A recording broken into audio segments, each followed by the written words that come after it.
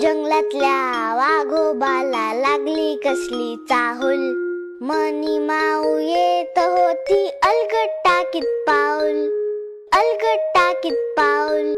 वाघोबा म्हणाला, कोण ग तू आलीस इथे कशी? माऊ म्हणाली, विसरलास के मी तर तुझीच मावशी, अरे मी तर तुझीच मावशी. लखलख डोळे, तीक्ष्ण नाक, लांबच लांब मिशा, समोर उभे राहता वाटे आरसाच मधोमध जसा, आरसाच मधोमध जसा.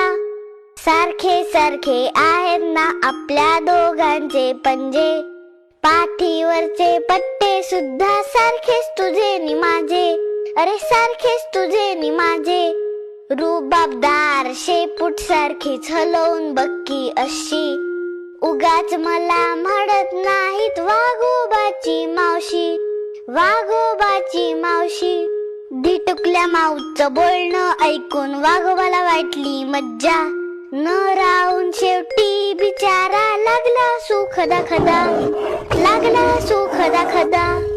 घाबरगुंडी उडाली क्षणात, ऐकताच ती डरकाळी, इवरस म्याव करून धूम वाघाची मावशी पळाली, अहो वाघाची मावशी पळाली. चिवकाऊची गाणी ऐकूही शकता.